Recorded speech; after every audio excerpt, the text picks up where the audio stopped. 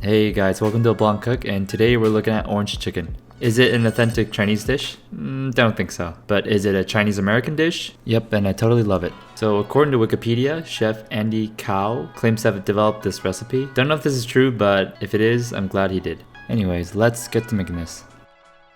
Let's start off by making our sweet orange flavored chili sauce. Okay, with the ginger, we're gonna peel it with a spoon and grate to get a fine paste. We're gonna need about half a teaspoon's worth. And we'll also need about a teaspoon of crushed garlic. Oh yeah, I buy my garlic in bulk at Costco and keep it in the freezer and take it out whenever I need it. Here's a tablespoon of red pepper flakes, and we're gonna keep these on the side to use for later. And now for the wet mixture, we have half a cup of mirin, a quarter cup of low sodium soy sauce. I buy this at Costco.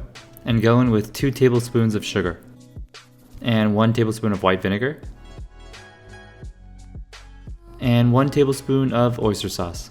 And make sure to splash that oyster sauce everywhere. And now for the oranges, we are using Naval. We're gonna need the zest of 1 whole orange and the juice of 1 whole orange. It should yield about half a cup. Mix that well and put it in a pot. And we're gonna have this come to a boil. Lower the heat to medium-low and let this simmer for about 15 minutes.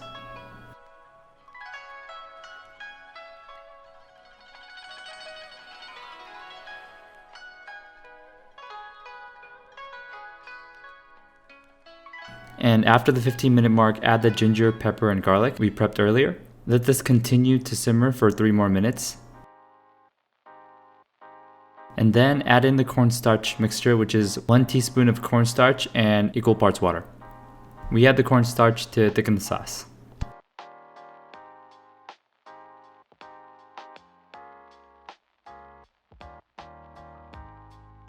The sauce should be viscous, but not too thick, but not too runny either.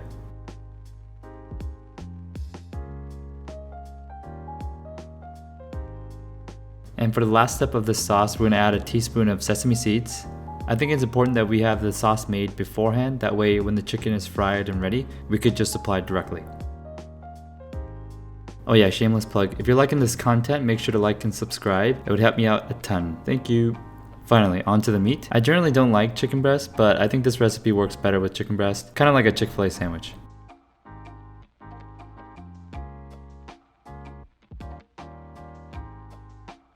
Midway through cutting this chicken, I was like, why am I butterflying this?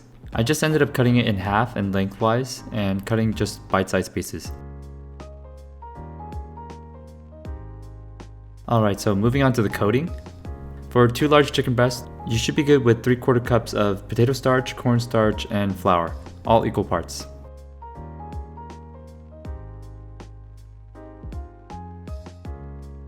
Give that a good mix.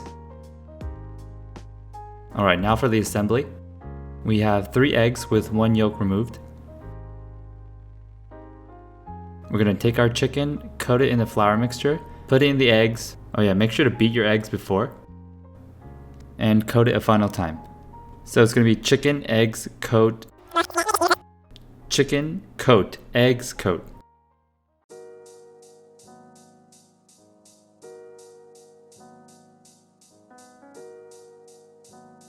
After you're done, you should be left with nice, fluffy, ready to fry chicken.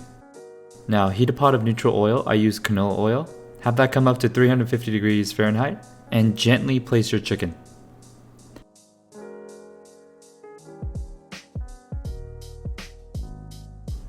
We're gonna have this cook for about 5 minutes, but depending on how thick your cuts are, it may be more or less.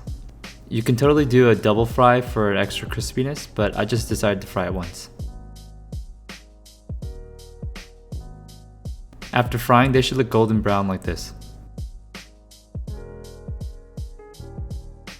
Let's cut some green onions for garnish. Alright, finally, we have our chicken in a mixing bowl, and we're gonna pour over our sauce. It's important to have the sauce warm but not piping hot, because having it too hot will destroy any texture created from the fry. Mix, mix, mix, off center, off frame, and voila! We have orange chicken. Add the green onion for garnish, and there you have it. Had a lot of fun in making this recipe, and I hope you enjoy it as much as I did. Thank you guys for coming, and I'll see you in the next one.